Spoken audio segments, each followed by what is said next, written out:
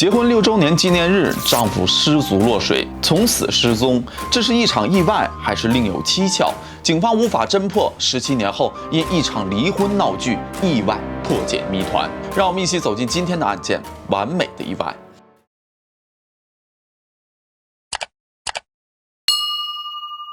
莫看见面平如镜，阳看水底万丈深。欢迎来到解密日记，我是超人。2000年的12月16日，这天是31岁的麦克·威廉姆斯与妻子丹尼斯的结婚6周年纪念日。天还没亮，麦克就出门了，他要打几只野鸭回来庆祝一下。他驱车前往距家1个小时车程的塞米诺尔湖，他向妻子保证中午前一定赶回家，一起来准备宴请亲朋的晚餐。第二天再前往夏威夷度假，但时间已经过了中午，妻子却迟迟不见丈夫回来。又过了很久，妻子拨打了丈夫的手机，但却一直无人接听。妻子很纳闷，这么重要的日子，丈夫不会迟到的，除非他遇到了什么事情。妻子开始有些担心了，因为丈夫去猎鸭的塞米诺尔湖，虽然风景宜人，有很多野鸭，丈夫对这片水域也算熟悉，但那里却有着数量庞大的鳄鱼群，曾发生过数起鳄鱼袭击吃人的可怕事件，这让去那里猎鸭的人都万分警惕。另外，猎鸭虽说是丈夫非常喜欢的一项运动，看似简单，就是乘船去湖里打野鸭，但实际上猎鸭是打猎运动中最难入门的一项。他需要掌握很多猎鸭专业知识，并且在水上实际情况没有那么好控制。虽说丈夫具有16年的猎鸭经验，但每次丈夫出门猎鸭，妻子仍旧放心不下。这么重要的日子，丈夫迟迟未归，电话也无人接听。天气预报又说晚点会有暴风雨，妻子很着急，开始胡思乱想，丈夫不会出什么意外吧？于是她就给爸爸和两人共同的好友莱恩·温切斯特打去了电话，请求他们帮忙去寻找一下。因为他要在家里照顾15月大的女儿，实在是不方便出门。而此时好友莱恩正好在另一个湖猎鸭，接到了丹尼斯的电话后，立刻就赶了过去。1个小时后，丹尼斯的爸爸也赶到了湖区的入口处，他们看到了麦克的车停在距离湖边不远处，船已经不在拖架上了，说明麦克已经卸船下水了，这让他们感到了一丝不安。两人赶紧来到湖边去寻找，但1个小时过去了，他们没有找到任何线索。天色渐渐暗了下来，此时是冬天，塞米诺尔湖的温度冰冷刺骨。丹尼斯的爸爸决定报警，随后警员派出了直升机、猎犬一同寻找，但不幸的是，暴风雨来了，搜救工作不得不被终止。第二天天色才刚刚亮，他们就在一处湖边发现了麦克的船，只是船上的东西一样不少，麦克却不见了，他去哪儿了呢？10天的搜救行动后，大家依然没有发现麦克的踪迹。塞米诺尔湖是人工湖，之前是一片果园，湖底暗藏着大量的树桩，湖水很浅，湖下又布满了大量的黑藻和淤泥，很受短嘴鳄的喜欢。只有真正喜欢猎鸭的人才会来到这里。警员开始猜测，是不是麦克在追逐鸭子的时候，船撞到了树桩，麦克失足落水，被鳄鱼吃掉了呢？如果麦克落水沉底，极大可能性被黑藻缠住，是无法浮到水面上的，被鳄鱼发现又吃掉的概率也很大。塞米诺尔湖方圆80公里，范围这么大，想要找到沉入湖底的麦克，希望实在是太渺茫了。最终，警方在麦克失踪的44天后，停止了搜救行动。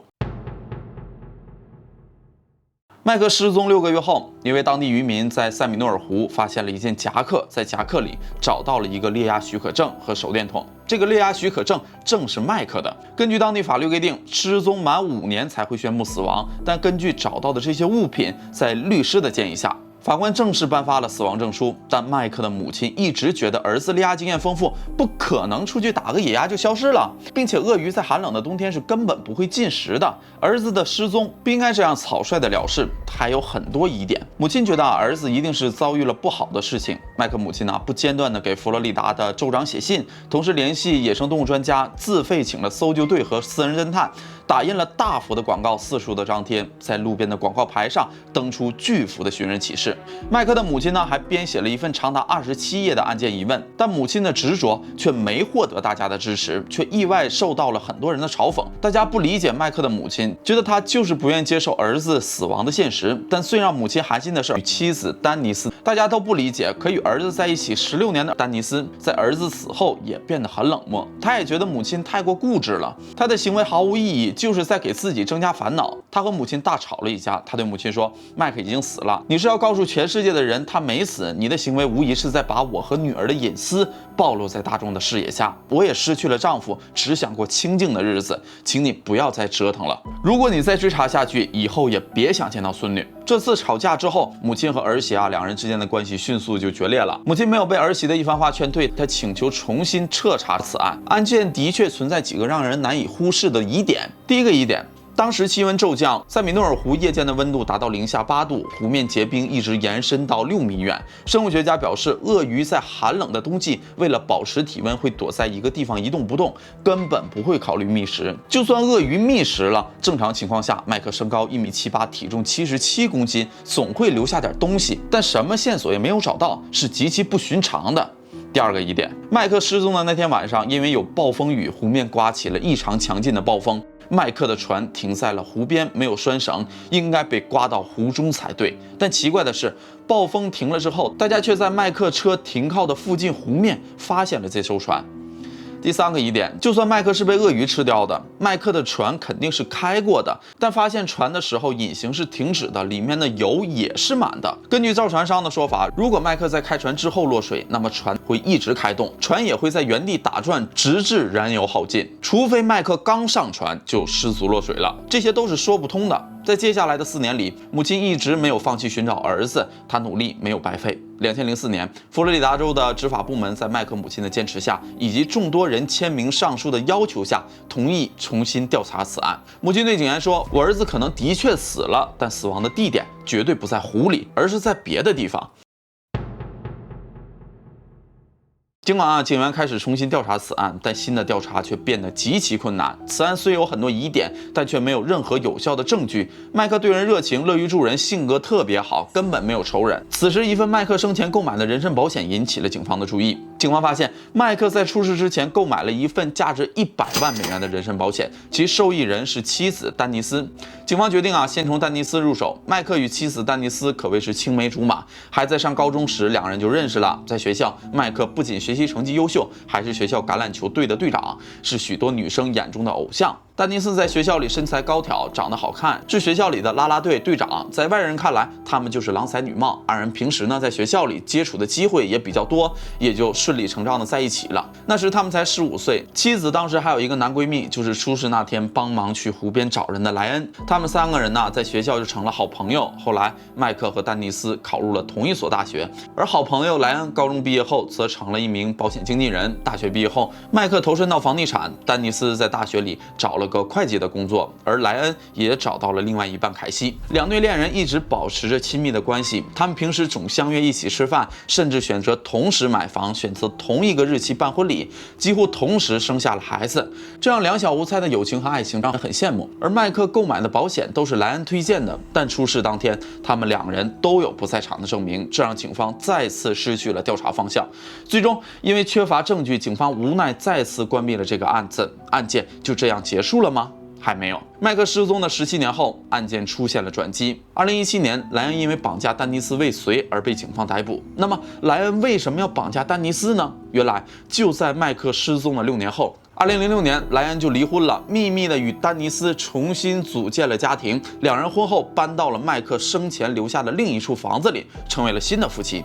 但2人的婚姻仅仅维持了6年就宣告破裂了。原因是婚后2人经常吵架，一吵架莱恩就会动手打丹尼斯。丹尼斯被麦克宠成了小公主，她哪受得了莱恩的拳脚相加，最后实在是不堪忍受，在2002年提出了离婚。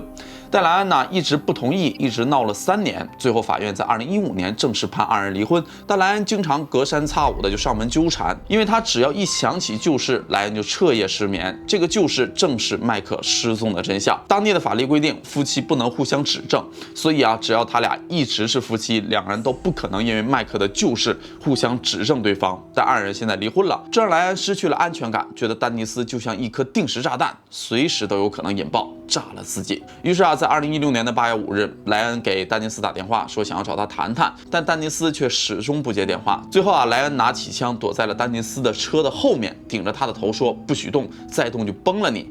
最后丹尼斯说服莱恩放下枪，并告诉他不会报警，慢慢平复的莱恩才离开。但丹尼斯吓坏了，他怕自己的生命再次受到威胁。在莱恩离开后，他直接就开车去了警局，报了警。莱恩被抓后，他已经不再信任丹尼斯了。律师告诉莱恩，丹尼斯正积极配合警方供述绑架的细节，如果罪名成立了，莱恩将面临20年的有期徒刑。这让莱恩无比的愤怒，干脆鱼死网破。In the back of my car with a gun. He grabbed the steering wheel. He shoved the gun in my rib cage, screaming profanities uncontrollably at me. I will never be the same. I would never wish this on anyone. 我坐牢，你也别想好。于是他告诉了警方10多年前麦克失踪的所有真相。这对警方来说真的是意外收获。原来麦克的失踪就是一场精心谋划的阴谋。1997年的10月13日，4个人相约一起去看音乐会。麦克和凯西先去停车了，之后丹尼斯和莱恩2人就先进了会场。但先进去的2人竟情不自禁地热吻起来。之后2人的感情迅速升温，越来越密不可分。2人开始考虑怎么做才能永远的在一起。丹尼斯不愿意离婚，他割舍不了现在的优渥生活，住的大房子，完美太太的光环。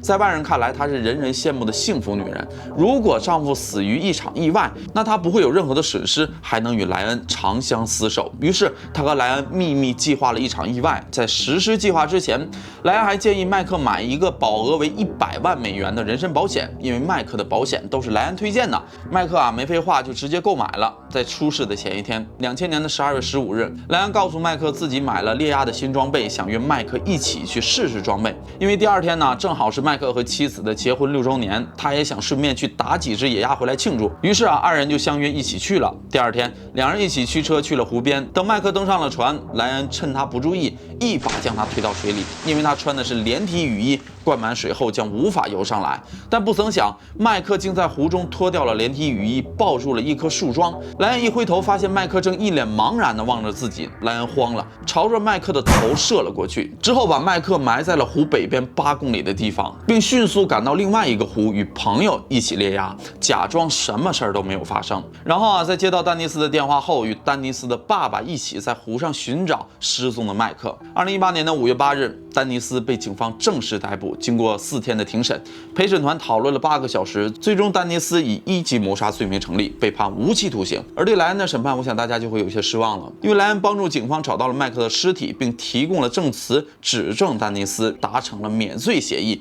他没有因为杀害麦克承担任何刑罚，而只是因为绑架丹尼斯被判20年有期徒刑。麦克母亲曾问丹尼斯为什么宁愿麦克死也不愿意与他离婚。丹尼斯沉默了。她是一个如此自私的女人，她的眼里只有自己，她不爱麦克了，却还想贪婪地享受麦克给她所有的物质享受。她冷血到宁愿陪伴她16年的爱人去死，也不愿意破坏他在别人心中完美的妻子形象。她什么都想拥有，最后终是什么都握不住。对于麦克的母亲来说，这是一场漫长而令人心碎的战斗，但是现在她终于可以让她的儿子安息了。And right now, until somebody can bring me absolute, definite proof that Michael is dead, I'm going to believe that he's going to come home. 好了，这就是本期解密日记的全部内容。喜欢的朋友记得点关注，我是超人，我们下期再见，拜拜。